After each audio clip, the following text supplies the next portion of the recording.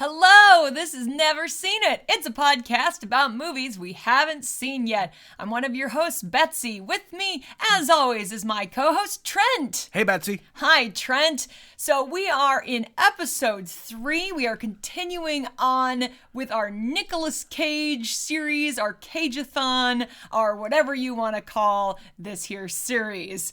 And today we have entered the 2000s. If you recall, listeners, we are going through each decade from the 80s through today. So in the 2000s, we are going to be watching 2002's Adaptation.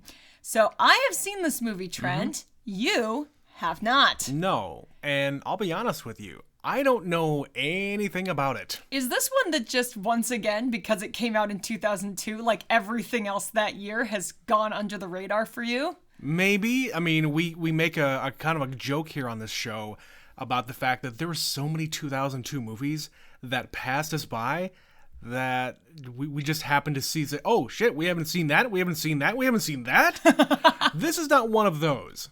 No, this just happens to be in 2002. And only on a technicality. We were having a discussion before this began because the theatrical release was in 2003, but this is one of those where they technically put it out in 2002 to get in the awards New York circuit. And San Francisco, it gets released so that people can get their nominations in. My God, I hope your city was selected. Yeah.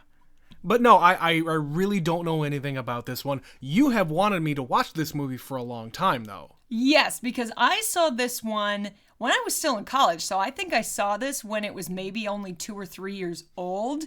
And so I was pretty early to the game.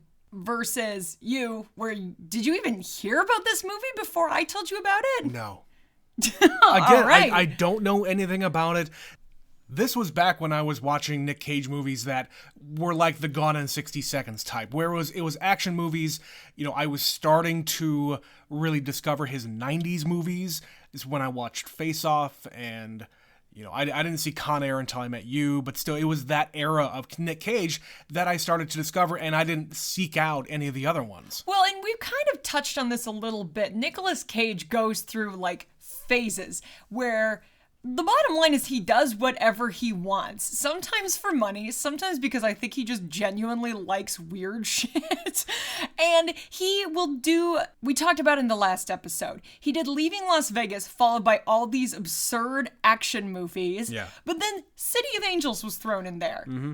And then coming off of that, he made this movie, which is Academy Award nominated. He was nominated for Best Actor in this movie. Right. Okay, so this is again that weird ebb and flow of his career where in the 2000s he started making like The Weatherman and Lord of War, which are great. Ooh. I've never seen The Weatherman, but Lord of War we both love. Lord of War is really up. It's probably in my top 3. Ooh. It's probably in my top 3 of him. Of him, okay. Of him, I was like, yeah. of all movies? No. I really like Lord of War. If you haven't seen it, I think it's on some streaming stuff on occasion. But yeah, seek it out. It's really good. But then, you know, a few years after that, in the late 2000s, before 2010, he started making like fucking Bangkok Dangerous. It got really weird very quickly. And it was back when he was like very, very bankable. But he started to make some bad decisions. Bad investments, perhaps, with his money. He did stuff like Ghost Rider, and which again was a passion project. He really wanted to be in Ghost Rider, as I understand it. But that's the thing. You just because you want that doesn't mean it's going to be a good movie. Well, he also wanted just to be... ask Ben Affleck. He wanted to be Batman forever. Well, Nicolas Cage wanted to be Superman. Yeah. There's those leaked photos of him in the costume, and that movie never happened. No. Thank God. I'm gonna be real honest. I don't think I could no one deal wants that. with that. So this is kind of a weird early 2000s segue from everything else he was doing at around this time in his career. So I know you're going into this relatively blind, so I'm just going to give you a couple of things. I'm not going to give you a whole lot just because I think it'll be useful information for you to have. And just before you even say that, I'm gleaning here from what you're saying, this is another one of the dramas and the art pieces that he's done. We are kind of sandwiching Like, we did Raising Arizona, which was a comedy where he could just be Nic Cage. Then we did a more artsy film where he won an Oscar. Yep, we're doing his Academy Award performances. Yep, and then followed by another Oscar nomination. And then the last two that we're covering, I'm not going to reveal here, Guys, are very much not an art piece. It's modern Nicolas Cage. That's all you need Yes. to know, so you can guess from there what we're watching. All right, so go ahead and let me know what I'm in for here. All right, so the first thing I want you to know about this movie is, obviously, you have to remember, contextually, Oscars, so that should frame what kind of a movie we're going to be watching. This is also written by Charlie Kaufman. Do you know that name? I know the name. I don't have any context for it. Charlie Kaufman is the guy who wrote Eternal Sunshine of the Spotless Mind. Oh, so it's a weird one. He also wrote Being John Malkovich. Oh, fuck. It's going to be a really weird one. So if you feel like it's weird, there's a reason for that. I think that is going to be the most important thing for you to know going into this. Yeah, and I haven't seen Malkovich, but I have seen Eternal Sunshine, and that movie is fucked up. In the best way. In the best way. It's really good. Absolutely. So in that regard, I'll be curious to know what you think about this particular movie, knowing that. But I think that is the most important piece of information. Do you know anybody else who's in this apart from Nicolas Cage? No. There are two other actors who were both nominated for supporting roles at the Academy Awards. For this one, okay. For this one. You definitely know who they are.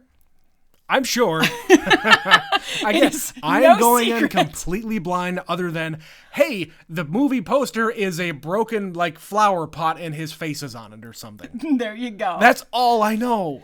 And it's called Adaptation. So there you Sure. go. Well, that's what I'm going to leave you with. I don't want to give you too much going in because I'm really interested when you are this blind about this movie. Yeah.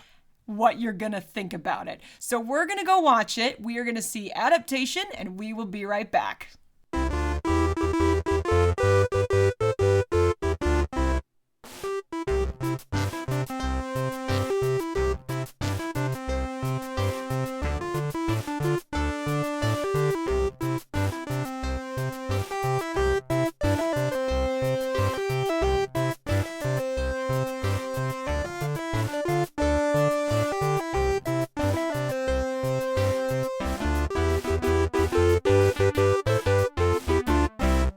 All right, we're back. So that was Adaptation. Trent, what did you think of that one? I got it. How do you mean you got it? That movie was kind of all over the place. We had to stop it a few times, but in the end, I got it. Yes, there's a lot to digest because it's not linear. It's very Charlie Kaufman. Yeah, there is a distinct style, which just makes me want to go and watch a movie like Being John Malkovich. Right. Because this all is coming from his brain, and I imagine that movie is going to be just as weird.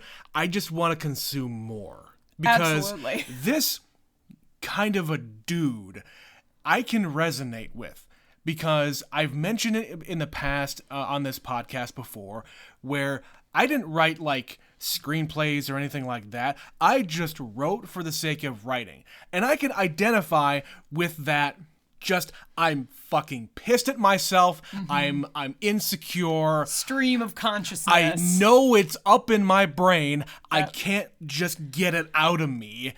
And like, I pick a topic for myself and I can't do it. Even though I'm the one who did it, it's my fault. I'm the stupid dumbass. I'm fat and bald and stupid, and Yes. I hate it, and I'm awkward, I'm pathetic, and I hate myself. And that whole neuroses of Oh, yes. that whole thing, that's me. That's you! That's me back in like 05 to 2010. So if you had seen this circa that time, this probably would have been a beloved favorite. I don't know. I don't know. You'd have despised it. I am a completely different person than I was back then, so I don't really know how I would have reacted to that. What you're saying is you adapted? What?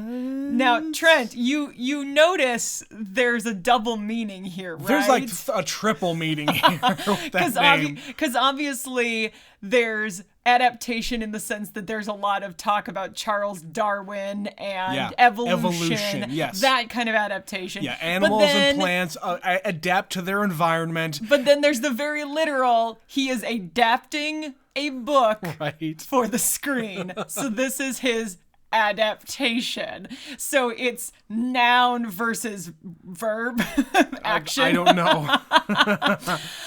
So yeah, that's kind of what this is. So a couple of things that I couldn't discuss with you before the start of the movie, but I want you to understand now.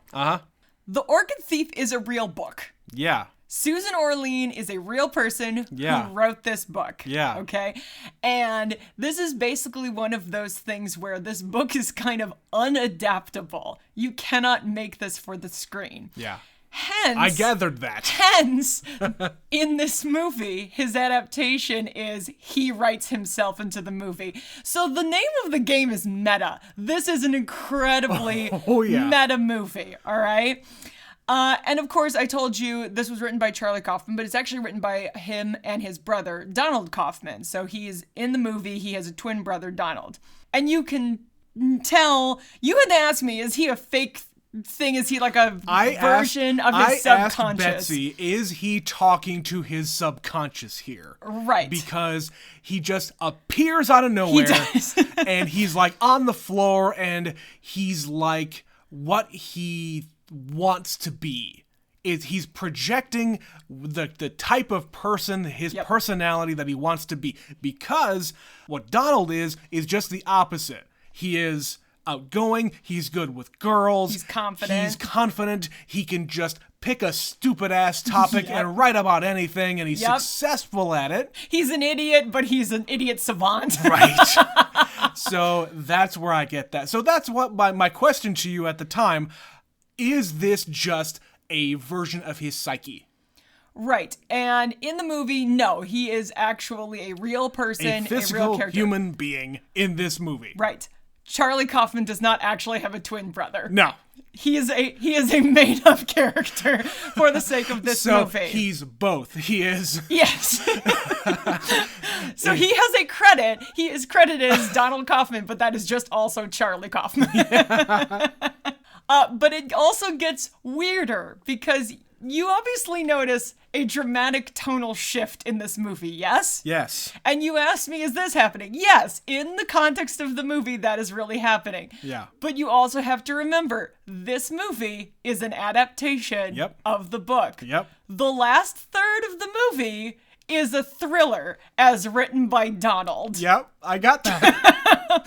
I got that. So as soon as it just went off the rails and he went to interview the woman, that's where Donald's writing takes over. Yes, so the first 2/3 of the movie is Charlie Kaufman, middle-aged, neurotic, insecure, does not know how to adapt this fucking book that can't be adapted. Right, and he said yes to adapt this book in the first place because I imagine The Orchid Thief, the book, was probably pretty successful back in the day because whatever reason it was, who cares? It's a meandering, beautiful tale from somebody who works for the New Yorker, which is, I'm sure, a think piece. Something that can be interpreted a million different ways, but doesn't necessarily have a good through line for a story. It shouldn't be adapted into a movie, but the problem with Hollywood is they want to adapt everything into a movie. Yeah. So they grabbed this property and said, Charlie Kaufman, make it into a movie. Why would they give it to Charlie Kaufman of all people? I'm so glad they did that. Oh my god, this movie. Because the whole movie is an internal struggle for him to adapt a movie that can't be adapted. Right. So what else do you do with it besides use it as your own vehicle to, I don't know, help yourself in, like, this is a therapeutic thing? That's how I take it. It's utterly bizarre. I mean, Jesus Christ, that's what I used to do. Like, I wrote because I needed to get stuff off my chest. I wanted to pick a topic. I would say all my thoughts about a topic because all I was living in my own head. I didn't have an outlet for all of the things going on with me. So what did I do? I wrote it down. And folks, it used to be that once Trent met me, I became the vessel for all of that. Yes. But now you get to share in the experience. Exactly. Like, this podcast just got meta. Me in real life, I am not this. I don't. For the past, let me look at the thing. Let's just say 7 minutes here. I don't get this animated in real life, but when I can talk with Betsy and I can talk with you folks, I can actually get more animated. But I'm not like this in real life. I mean, you are. This is real life. It is real life, but I don't know. When you meet me in real life, I'm not going to be this guy. This doesn't happen out the gate. No, this podcast brings it out of me. My wife, Betsy, brings it out of me. You're welcome, listeners. You're welcome. This is what you are treated to. But again, I don't want to be talking about myself here. The movie itself, I think, is fucking brilliant. It's not an enjoyable thing, but it is. It's one that I think you really have to watch a couple of times to really, once you know all the things that we just talked about, where it's like, oh my God, he's making fun of himself. He's making fun of this whole process and the industry. Yeah. And, just getting to this weird place in his own head. Yeah. And then, they literally are behind the scenes filming being John Malkovich while this. So he's found a way to insert his other movie into this movie. And, Catherine Keener and John Cusack and John Malkovich are all in this movie. Right. Yeah, meta cannot even begin to describe what's going on. Right, and then the whole element about why does this movie get so weird so quickly? The first time I watched this, I didn't know about Donald.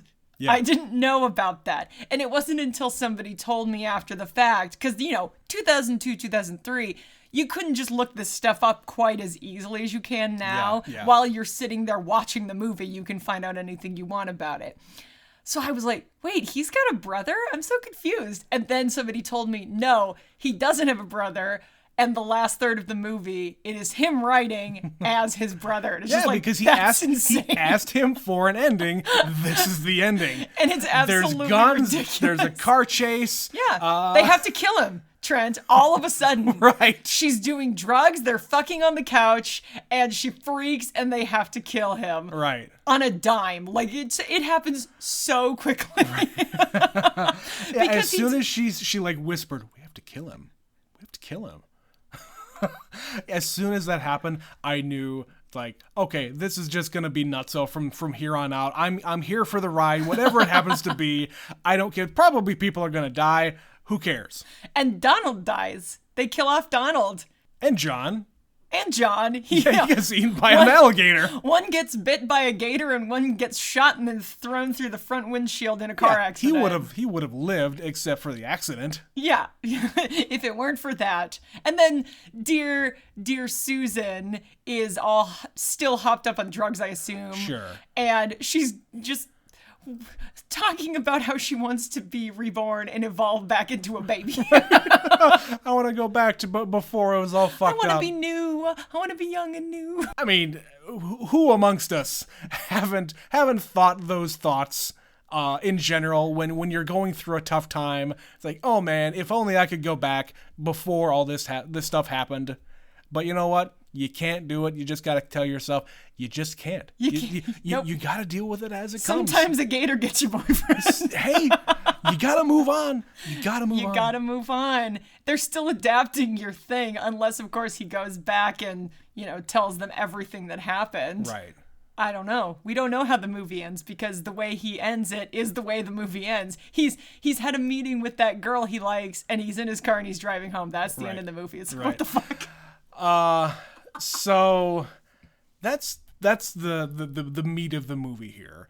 I want to talk about the people in it. First off, I want to talk about Spike Jonze. So yeah, I had not watched this movie in a really long time, and the credits were rolling. I was like, holy shit, I did not remember all these people were in this movie. Yeah, and I knew almost all of them. Almost all of it. And I certainly did not remember that Spike Jonze directed this. Right, and Spike Jonze is this guy who is like secretly brilliant in a lot of the stuff that he makes. He is most famous for directing music videos, not movies. No. He is, famous for doing a bunch of the Beastie Boys videos. He did that Fatboy Slim video with, what's his name? Christopher Walken. Walken, yeah.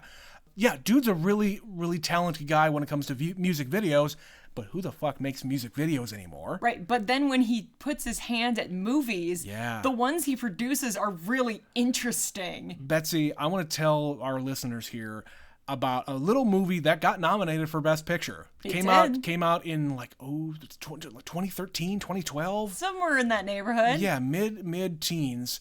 It's called Her. Now, you may not have heard of this movie. You may have just let it pass you by. I don't know if we've brought this up yet on this podcast. The movie Her spoke to me like I've never had a movie speak to me before. On a down to the bone personal level. Like somebody held a mirror up to you in some way. I fucking sobbed while I watched that movie. I could not put it into words as to why, but man, if you want a peek into my own psyche, watch that movie. That's a Spike Jonze. It is a Spike Jonze movie. And he wrote that too, didn't he? I believe so. I think he did. The short version is it is a movie set in the near future. The main character is Joaquin Phoenix. He works for like a online greeting card company, and he's a writer. And he writes like greetings for special someones and condolences and like love things for the most part. And he doesn't get to use his talents for anybody else but his work. And he's a very talented writer as it is. And again, this is all from memory. I've only brought myself to watch this movie once. Once beginning to end, and then I think you watched a couple of minutes of it sometimes. Sure. But the crux of it is it's in the future. We have AI technology, and there's a company that makes an AI who is just somebody who lives in your phone, in your pocket. A little AI that has access to your camera, that can see you, can interact with you through their voice. You can assign it a personality, but you know what? It also learns from you. It is an AI. What you want and how you want it. Exactly. And I won't get into the everything, but the main character and the AI end up falling for each other. Mm-hmm. But in the end, that's kind of supposed to happen. So the thing that really got to me was the feelings and the writing part of it, and just being that person who cannot find, like the main character there cannot find a person to connect with. And it's about being introverted and lonely and trying to find someone in the world. Yes, it is a perfect story about being lonely. Mm-hmm. And it describes it in a very personal way that really got to me. And of course, when I saw this movie with Betsy, we saw it in the theater. And we hadn't been together all that long. I think we had maybe just gotten married. Oh, God. Yeah, I think that was like the first Oscar season that we did together. Yeah, I can't remember exactly when it came out. I think it was 2013. It was pretty early on. And I think it was more, you know what, I am in a very good place right now. I have actually found someone that I can be with, and I'm not lonely anymore. That's me! But that just harkened back to all those years I spent by myself when I was writing and doing all this stuff. And good God, I keep on going on about this. I apologize, but go and watch Her. It's usually on Netflix. Usually, if you want a window into my own feelings about how I was like 10 plus years ago. And to bring it back around, all of that to say that Spike Jonze has vision. Yeah. And I think in some weird way, he and Charlie Kaufman speak the same language. Yeah. They're cut from the same cloth. Yeah. Like one might be a little bit more meta and kooky, but can tap into the emotion. And the other one is just a little more hard on the sleeve, if you want to go that way. Right. And you know what? Spike Jonze is also this guy who hangs out with the Jackass guys. He's in the Jackass movies in some capacities. We're not watching Jackass! He helped produce some of that stuff. He comes up with some of the sketches. And he's the kind of guy who can hang out with the doofuses out there and be friends with them, at the same time be very... You mean the Beastie Boys? That too. Those dudes were also doofuses back in the days that he was making videos. Yeah, that's but they're true. also brilliant. Don't knock the Beastie Boys. Oh, yeah. They're brilliant doofuses. Don't get me wrong. Anyway, so yeah, Spike Jonze is that kind of a guy who he can straddle both lines. Absolutely. All right, so we've talked Spike Jonze, we talked Charlie Kaufman. Obviously, the reason we did this is Nicolas Cage. Nic Cage, yeah. So this is a movie he got nominated for Best Lead Actor. So he was the leading actor. He's the main character of this.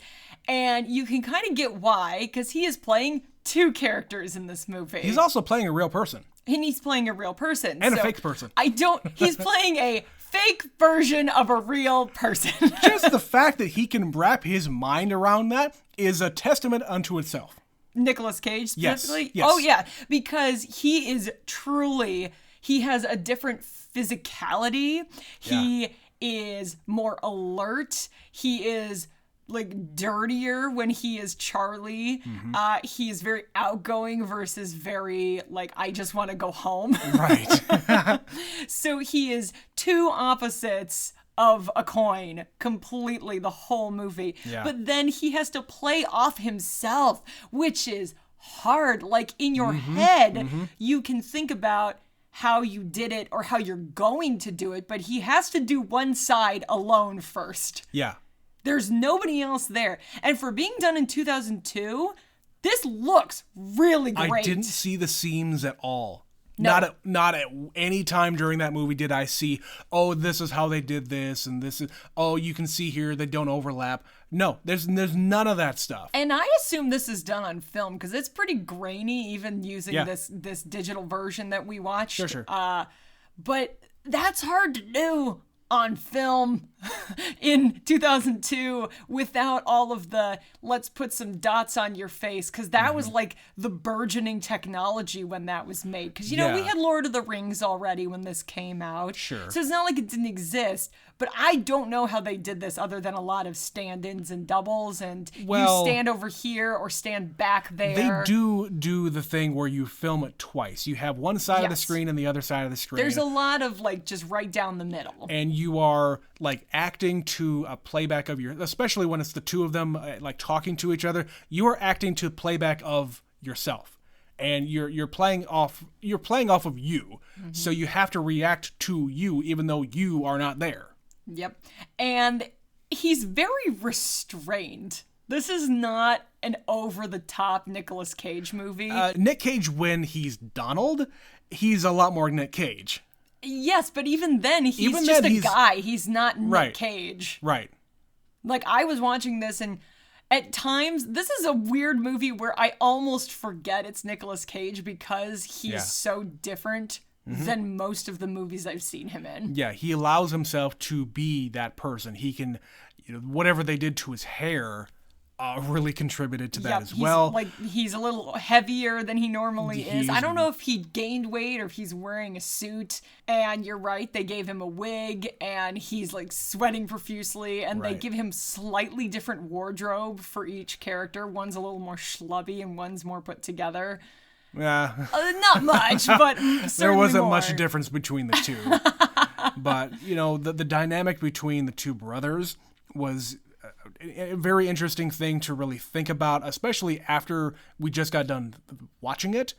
Because at the beginning, you said, okay, yeah, this is his twin brother. Okay, fine. The dynamic here makes sense because if this guy is this way and this guy is this way, there's probably some kind of weird thing with their mother or dad or something like that. And They both live in this shithole apartment somewhere. They don't really say where. There's like no furniture in this place. No, it's a bedroom and another bedroom. And like he's staying with his brother, not actually. Ah, man. It looks like he bought a house that he doesn't know what to do with it, because Right. he has an upstairs and a downstairs, and he clearly has a couple bedrooms, but there's nothing on the walls. There's almost no furniture. And it makes sense for a guy like this. A single guy. Who, who he sold, like Malkovich was before this. I don't even know what was before that for him. Was there anything before that? Not really. No, this is like early Kaufman. I'm sure he had something, but nothing anyone heard of. Think about that in context. If he just got his first check for his first screenplay that is being filmed at the time this is happening, he'd be living in a mostly shithole. He probably just got his first check, and what do you do with your first check? You buy a house. Well, what else do? You have to fill your house out with furniture, but if it's just you, all you're going to do is just take care of the essentials and put the rest in the bank. Yep. It just fits this character so well. And I guess this guy. And then, of course, his brother is bumming in his house. We don't really know why or what he's doing there. He's just like, no, I'm going to get my own place soon. Don't you worry. I'm going to take I'm going to be like you. I'm going to be a screenwriter. And he goes by the book, and he goes and takes a class, a seminar. Brian Cox. With Brian Cox 20 years ago. Oh, I think it's great that Succession is the thing that is putting Brian Cox on the map. That makes more people aware how brilliant Brian Cox is as a character actor. But he's been around for 25 years. I saw him in a movie in 1996. I have always, since that movie, loved Brian Cox because he has just this capacity to be so boisterous and loud on a dime. Yeah. And he gets to do it in this movie where he's just like, what the fuck are you doing in my seminar? You're wasting my goddamn time. Yep. Yeah, and God help you if you use voiceover. I like the cutting jokes that are directed at the screenwriter, who is also the narrator. Meta. There's so many moments like that in this movie. So who else is in this? Okay, there's a lot of side characters like Brian Cox. I forgot Judy Greer was in this movie. Yeah. As the waitress. I forgot Tilda Swinton is in this movie. I think that might be the longest hair I've seen on Tilda Swinton in a movie. I mean, this is circa Constantine. Her hair just looks different in this. Yeah. But you're right. I think I've seen it longer, but it's in... this is all shoulder length here. This is like her hair versus like Lion the Witch in the Wardrobe, where she has a long blonde wig. Different That's thing. just a wig, yeah. Who else is it? Ron Livingston is his agent. He's his agent, who is just this typical bro guy, and is just trying to impress his client, who is this... oh man. He's kind of a skis. He's like, yeah, I'd fuck her in the ass. What are you doing? That's not how people have conversations. Like, you're having a meeting. This is a meeting. This is your client, man. This is not your bro. No. And then, of course, he loves the script his brother wrote. Oh, man, I'm going to make like $1 million on this thing. Yeah. This is the best script I've read in a year. Really? Right. And this crap thriller. The contempt that Charlie Kaufman has for movies like that. For the formulaic screenwriters and movies like that, and his own brother doing this, and the guy giving the seminar. And it's also like the voice of jealousy, because he also contextually is a new budding screenwriter. Yeah, and at the same time, he is like he's sweating profusely and not sleeping and not being able to get anything out because it's not his fault. It is the source material cannot be adapted. No, so he comes up with this fucking farcical ridiculousness. And he is blaming himself for the entire thing. I get it. It's a lot to unpack. It's a lot. But other people, the two other main characters in this movie are Chris Cooper and Meryl Streep. So Meryl Streep plays Susan Orlean. She is the woman who wrote The Orchid Thief, this book that's being adapted. Mm-hmm. And Chris Cooper is... The subject of her book. He is... A subject. He is the Orchid Thief, if you will. Yes. So they were both nominated for Best Supporting Actor and Actress. All right, I can see that. And he won. No shit, I did not know that. Yes, so this is the movie he won an Academy Award for. All right. And he is toothless and strange and has a porn website. And there's drugs and guns and gators. I really liked his character, even if it's all fucking fake. But that's the thing, it's not all fake. I know, but it's an interpretation of an interpretation of an interpretation. So okay, you're not incorrect, because Charlie Kaufman is writing his version of Susan Orlean's version of the guy who is a real person in real life. Who is telling this story. Yeah. So anyway, how he's depicted here, I like how she is like taken in by him, and I can see how an interpretation can be made that the author of the book would actually fall for this man, because he is portrayed as this like mysterious and aloof, kind of a mystery man that just hops around from passion to passion to passion, and not like just being able to just throw it away. But he's also brilliant, and he's a smooth talker. He can talk his way out of anything because he knows everything, because he dives so much into that thing of today, of now, that he's passionate about, that he will learn everything about it. And then just, nope, and then I'm tomorrow, done. fuck fish. Fuck fish. Fuck fish. Fuck fish to the point I won't go into the ocean ever again. That's how much fuck fish. And yeah, they kind of rattle it up. Like he was into fossils and turtles and fish and antique Dutch mirrors. Right. And now orchids. And then where it kind of goes downhill in the first version, like what we think actually happened, was he gets fixated on the internet and internet porn. Yeah, because it's a way to make money. And suddenly you can actually, in real time, see him losing interest in the orchid thing and gaining interest in online porn. And you even see it in his like shack, wherever he's living. He had photos up on the wall of all of the different flowers and orchids and whatever the fuck else. The next shot that we see of that, it's a bunch of naked chicks. Mm-hmm. Yeah. Yeah, in real time, you watch that happen. Yeah. And the only reason the orchids are still around at the end of the movie is because the end of the movie is the part that didn't really happen. Right. Or it did. I don't really know at this point. Well, he's like growing them. It's like a grow operation. It's a drug den. Right. He's making them for drugs. Well, he's like, growing them to extract whatever the essence is that gets you high. The green powder that makes you feel good. And do dial tones with your new friends. We've tried to do a dial tone once in a while. Yeah, we do that. We're not going to do it for this, because that would be really horrible for you to listen to on this. Also, performance anxiety. That too. Yeah, but he's a very interesting character. I would have to go back and see who else was up in this category that year. Yeah. But I get why he was nominated, and I could certainly see why he won, because we've talked about, I think, about this before. Chris Cooper's a really great actor. Oh boy. And don't get me started with him in American Beauty. Oh, he's For so the great. longest time, American Beauty would have been my answer. It's close to it anyway, still. Close to my top of all movies of all time. Yeah, there's obviously, in retrospect, some problems that we're not going to get into, because we're not talking about that movie. But Chris Cooper in that movie, man, just the repression that he's able to pull off there, and the release at the very end, Jesus. And another movie he's incredible in is The Muppets. 2011's The Muppets. 2011's The Muppets, where he's Tex Richmond and he raps. And I will tell you, my friends, my fellow listeners, when we saw The Muppets in the theater, we had been dating for a mere 3 months, I think, at that point. Yeah, something like that. And it was me and Trent and my brother and a whole lot of children. And the three of us were laughing louder than anybody in that theater, and I was getting dirty looks from 4-year-olds.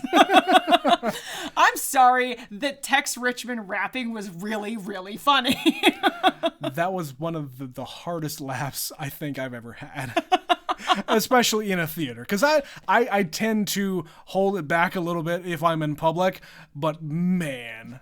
I have taught you to let loose, Trent. I don't give a fuck. If something is funny, I will laugh. And I have grown this reputation in the theater group I'm in. When the rare times I get to be in the audience after the show, somebody always says, "You're such a great audience member." Because it's not that they can see me, but I laugh first and I laugh loudest. And my brother, who went to that movie with us, consequently, is also an actor. Yep. And he has told me in the darkness, I could be in the 30th row and he could point into the darkness and he knows exactly where I'm sitting. You and your dad. Man, yeah, it's a competition between us.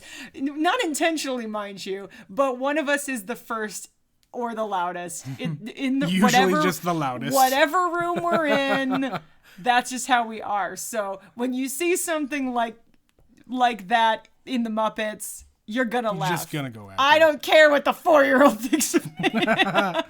And then, of course, that leaves Meryl Streep, the goddess, the queen of the silver screen.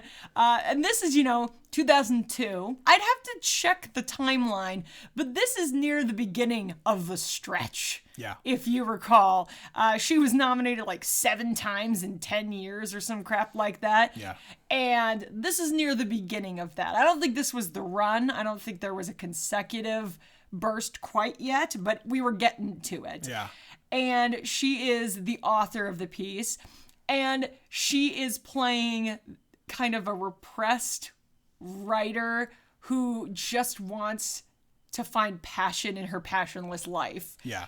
But it just takes this absolute tangent because, like you said, she's drawn to this weird toothless man who stomps around the swamp all the time. Right. And he drives a stinky van. But there's like a scene where Donald, posing as Charlie, goes to interview her. Mm-hmm. And he point blank asks her, "Did I detect a subtext of attraction? What are your comments on that?" And, she passes it off as, well, this is a professional relationship. Engrossed in a topic, a subject, it's easy to become infatuated with them, even if you're not attracted to them. And vice versa. Yeah. And then there's a dramatic shift. And they literally call this out. I don't know how much of this you picked up on. Like, at the beginning of the movie, he is having dinner with the executive who wants him to adapt this book. Yeah. And she says, "He's such an interesting character. We were thinking they could fall in love." So she sets it up at the beginning, and then at the end, that's what's going on, is they're having this torrid affair with drugs and sex, and they have to kill a guy because they're so in love and he knows too much. And he doesn't want to kill him, but he has to. And, she doesn't get to really be funny per se in this, but she's so good at committing that you believe that she would straight up murder a guy because she has to. And like what I said before about her like whispering, "We have to kill him." That right there very much came out of left field for me. And at that point I knew, okay, this is just a farce. The rest of it is just farcical. And I know it's not actually happening and whatever else. But I wish that she would have been able to be more crazy in that whole sequence, rather than her like trying to hold back a little bit. Yeah, for most of the movie, they just show her like doing her research and writing the book and taking notes and being disappointed. And I could see the steps that she's taking to become infatuated with this man, and the subtext about her being in a loveless marriage and things like that. That all kind of comes to a head. Especially with them like spying on her and finding out all this information. Yeah. And as one does. And as like him, the writer, like gleaning all this information. Oh, they must be stuck in this loveless marriage. So she's gonna go off and have a torrid affair with this man down in Miami. Yeah, it's not Guess him. we're going to Miami. It's Donald. That's what I mean. Yeah, Donald. Charlie as Donald through his psyche, through his lens. But also Charlie is like kind of Okay, all right. What else do you got? Keep on coaxing going. it out of him. And like him grabbing the binoculars himself is that metaphorical. Okay, I'm adopting what you want me to do here. Yeah, and then he's along for the ride. And then Literally. when they're there, Donald is going to go and spy on the house that they've entered. But then Charlie says, no, it should be me. And of course, he's the one that gets busted watching them fuck on the couch. And of course, if you want to keep on with the metaphor, Charlie is hiding in the back seat and like just kind of peering up to see what's happening. Donald is. Donald is? Donald's hiding in the back seat. Oh. Yeah. Donald's down in the backseat of the car, you mean? Yeah. Yeah, that's Donald. And Charlie is the one who's in the front seat with the gun pointed at him. Okay. Yeah. Okay. I was reading something else about the movie at the time. That's why I said, don't read things about this movie. I need you to understand. All right. Anybody else we missed here? Maggie Gyllenhaal shows up. Maggie Gyllenhaal just kind of shows up as a quick love interest and a kind of an aloof flower child of a girlfriend. Yeah, she's there. Works on the set of John Malkovich. She's the makeup girl.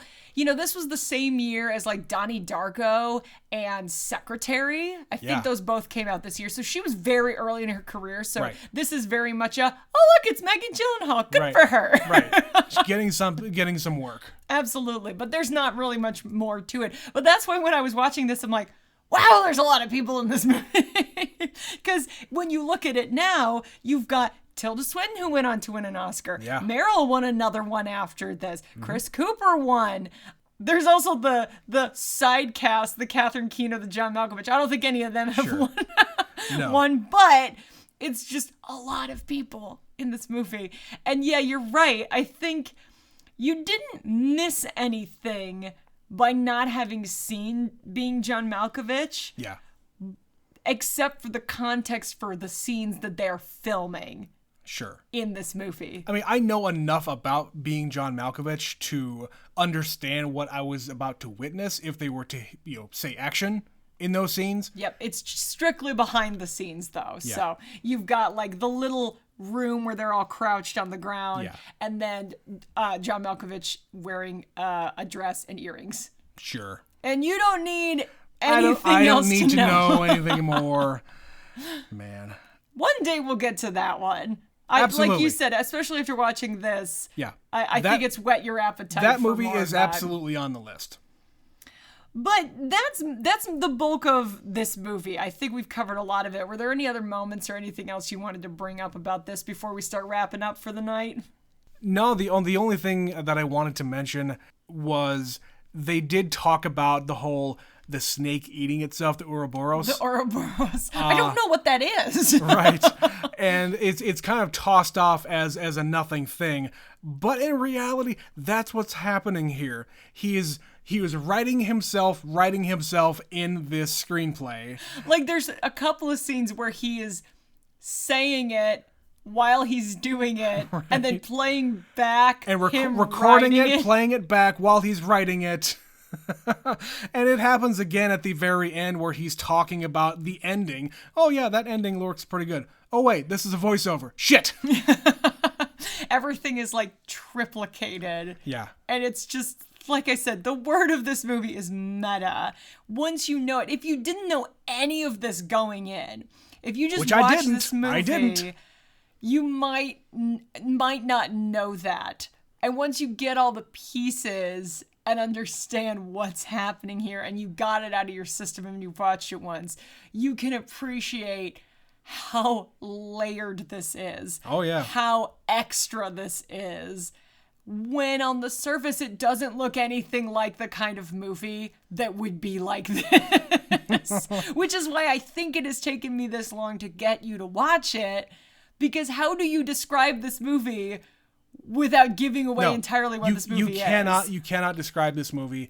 It has to be experienced all the way through, because otherwise you're not going to get it all. No, if you watch the first half of this and don't finish it, you will have a very different experience than watching the sum of its parts. I don't know. Maybe this will help whenever we do watch Malkovich. Maybe. Now that you've got a little more appreciation for his writing style. And Charlie Kaufman has done some other movies since then, but there was kind of the big three right in a row was Being John Malkovich, this, and Eternal Sunshine. Yeah. He made those three movies in about 5 years. And there's some other ones like Schenectady, New York, and what is it? Anomalisa. I think that's what it's called. They're more modern, but they're a lot more. I think they're somehow even more kooky and niche, and didn't get as wide a release. So I don't know. I don't think I know anybody who's seen them. I can think of one person who probably has, just because they're a real movie buff who watches absolutely everything. But other than that, I'd be willing to bet most people haven't seen them, which is a shame because he's a brilliant writer. He is absolutely one of a kind. If you guys have not seen Eternal Sunshine of the Spotless Mind, my God, do yourselves a favor. This is one of the most twisted, heartbreaking, uplifting, funny movies. And especially if you enjoy this one and Malkovich, based on at least what I know about that one, Eternal Sunshine is the kind of the culmination of this kind of a movie, where it's like layered and layered and layered, but by the end of it, you get it. It's not like a mind fuck like Inception was, like where you're left questioning. Right. Like I don't want to be scratching my head when I come out of the theater trying to interpret what the hell I just watched. By 2/3 of the way through this one, I got it. Yeah, this is a fucked up ending, but by then you're in on the joke. If you are paying attention, you understand that, oh well, this is all just fucking ridiculous. Right. I am watching this thing get made as it's being presented to me. It's what's the joke about there's a Simpsons joke about, oh no, we couldn't possibly do an animated TV show live. It makes the animators get tired very quickly. Something to that effect. Like you just cannot film something as it's being written, but that's what this is. Listen, you can now, technically speaking, because they found a way to animate on the computer. It's much easier. It used to take 6 months to make an episode of The Simpsons. Now they can do it in a couple weeks. Yeah, they had to send off the script to South Korea, and a bunch of Koreans, like, if you did not know this, The Simpsons was made in Korea. I don't think I did know that. The vast majority of the 90s and 2000s, before they went digital, all drawn in Korea. I had no idea. Uh-huh. That's crazy. Yeah. Interesting. How the times do change. But we're not talking about The Simpsons. We're talking about Nicolas Cage and the Cage-a-thon and Adaptation. So that's going to be it for this one. So we're going to go to the emails now. I think we've got one today. Trent, what have we got? Yeah, we got an email from Stephanie about our last Cage movie, about leaving Las Vegas, which is a very, very different movie. It is very different than this one. She says, I watched this one in college. It is very good, but super depressing. I love Elizabeth Shue's performance, and good old Nic Cage is also very good. I can't say I love this film, probably because it seems devoid of hope. I can't imagine why someone trying to drink themselves to death would be devoid of hope, but whatever, Stephanie. Though it has been many years since I have seen it. Great episode as always. Love, superfan Stephanie. Well, thank you, Stephanie. Thank you, Stephanie. Yes. We agree with all that stuff. I mean, I'm to the point where, you know what, I wanted a greater appreciation for Nicolas Cage and the other kinds of acting that he has done. As we've said, we've seen all the popular action movies from him. I want to see Cage at his, I don't know, like, not the most artsiest, because that's some other shit we're never going to ever watch. I think what you want to see is you want to actually appreciate him as an actor. An actor. It's very easy to make an entire career out of being just an absurdist, being a loon. Character. But it takes actual talent to be able to do both. Yeah. And believe it or not, Nicolas Cage is actually a really good actor. Yeah. He just chooses really strange projects. And at the same time, we were just talking about Eternal Sunshine. Jim Carrey is another one of those actors that, good God, when you put him in a really, really good movie with good direction and good writing, a great script. fuck, that guy can act. Absolutely. I have seen him do that. Kind of goes for a lot of comedians too. Yeah. Like, we haven't watched it yet. We haven't watched Uncut Gems. Yeah. But a lot of people are saying Adam Sandler is amazing in this movie. A lot of people who are saying he should have been nominated for that performance. Yeah, I am of the opinion, not even having watched it, just based on the feedback, the reaction, based on the reaction, that he probably should have, and he got a little snubbed in that situation. But yeah, there's a lot of those kinds of guys, and Nicolas Cage is kind of abstractly one of them. He didn't do stand-up or anything like that. No. But look at his stuff he was making in the 80s. He was making goofy fucking comedies where you like Vampire's Kiss and Valley Girl and Raising Arizona. These are stupid. Yeah, Raising Arizona is an movies. absurdist movie. But he also can do both, and you have to appreciate that. So now we've got kind of the bookends of his Academy Award nominated performances with Leaving Las Vegas and Adaptation. So we've got 2 more after this. We're going to be entering the 2010s next, so you could look forward to that episode in another few days. Yep. But in the meantime, we want to hear from you guys. If you love Adaptation or Vampire's Kiss or any of those other Nicolas Cage movies we just mentioned. Or Nic Cage in general. Or if you just want to wax poetic about Eternal Sunshine of the Spotless Mind. Do it. I want to hear it. I want to hear that too. Please email us, neverseenitpod@gmail.com. You can follow us on Twitter, neverseenit_pod. We are also on Instagram and Facebook. You can follow us there, neverseenitpod1. That's the number 1. You can use those platforms to share our posts, share us with your friends.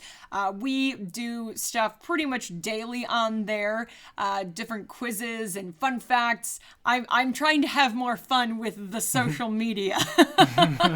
I've been put in charge, and believe me, I'm gonna run amok pretty quick here. But yeah, like our posts, share us with your friends. You can rate us. You can also support the show by clicking the link in the podcast description on Anchor. And that's going to be it for this one. We're going to see you again in a few days for the next episode for Western Wednesday. The finale. The finale of that. And then we've got a couple of more Nicolas Cage movies heading your way. And then if you're doing your math, there's something missing in between, but we're going to get to that when we get to it. That'll be a special episode. That'll be a special Look episode. forward to episode 150. What? Oh boy. But in the meantime, this has been Never Seen It. I have been Betsy. And I have been Trent. And we will catch you next time. See ya.